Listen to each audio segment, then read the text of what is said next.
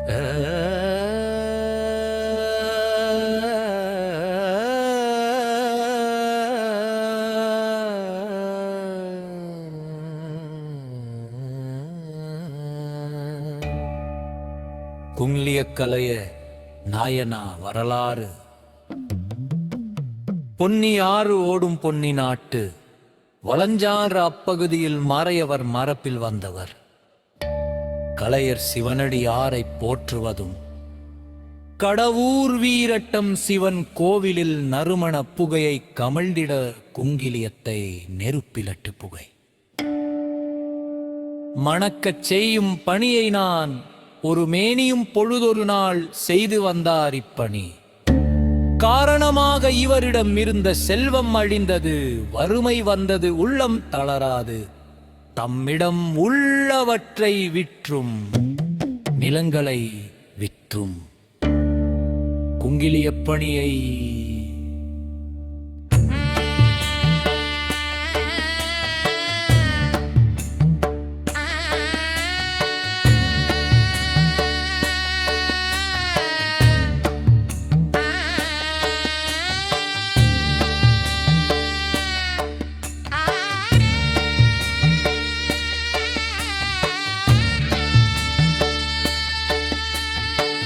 தொடர்ந்து செய்தார். மனைவியும் மணக்களும் உறவினரும் வீட்டில் வறுமையை வறுமையால் வாடினர்.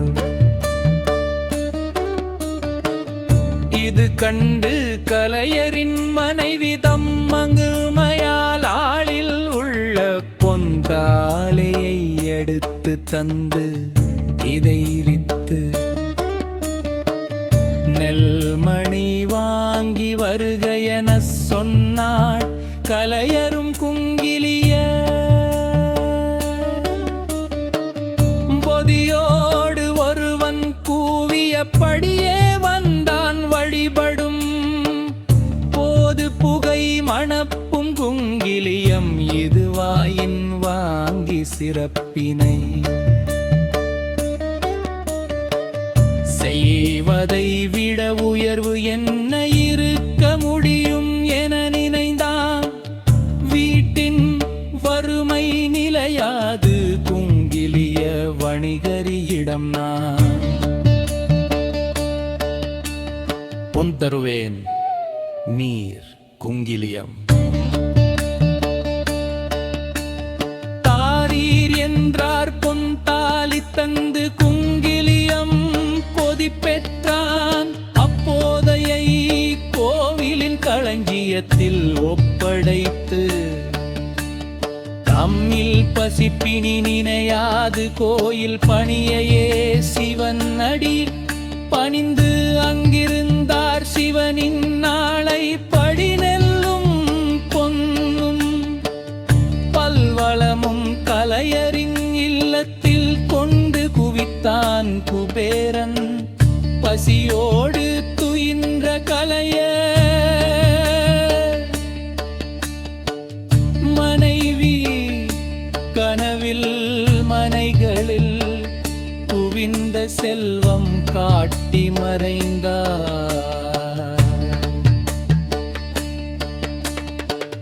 கலையர் விழித்து பார்த்தார் அறியாதவாறு. அப்படியே சிவனார் அருளிய வரும் இதுவா.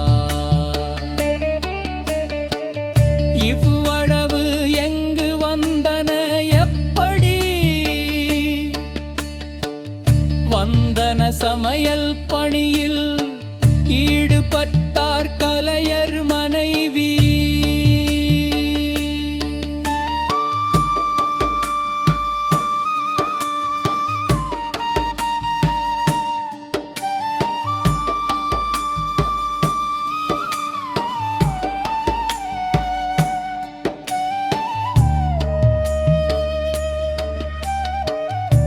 குங்கிலியம் தந்து கோவில் தங்கு கலையரிடம் நண்பனே நீ போய் கனவில் வந்து சிவனார் சொல்ல தம் இல்லத்தின் நிலை அறிய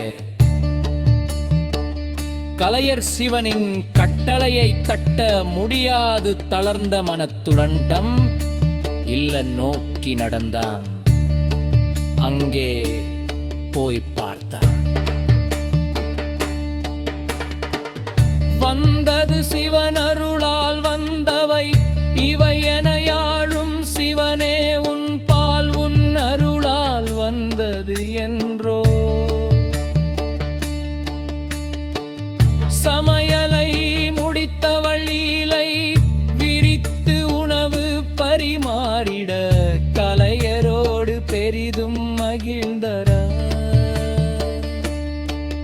வரும் அடியார் எல்லாம் அமுது படைத்த மகிழ்ந்தனர். தலை சாய்த்தார் தடாகைக்கு திருப்பனந்தாள் என்னும் பதியில் தனாகை என்னும் பெண் ஒருத்தி சிவனுக்கு மாலை செய்வதும் அவன் மேனி அவள் கைகளாமே.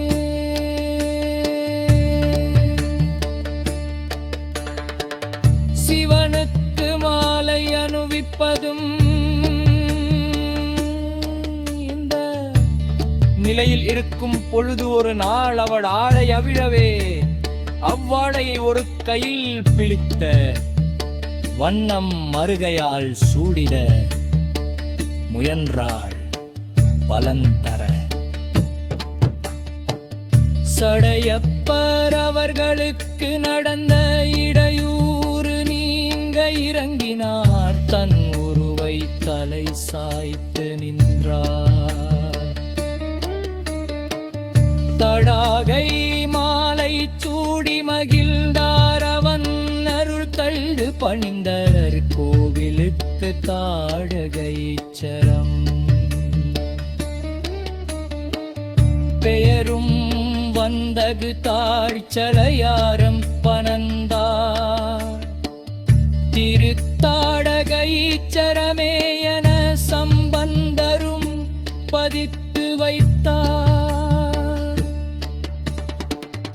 இசோழ மன்னன் தம்படை குண்டே சிவன் அருள் நிமிர்த்த முடியாது என வருந்தினான் சிவலிங்கத்தின் முனையில் கத்தி.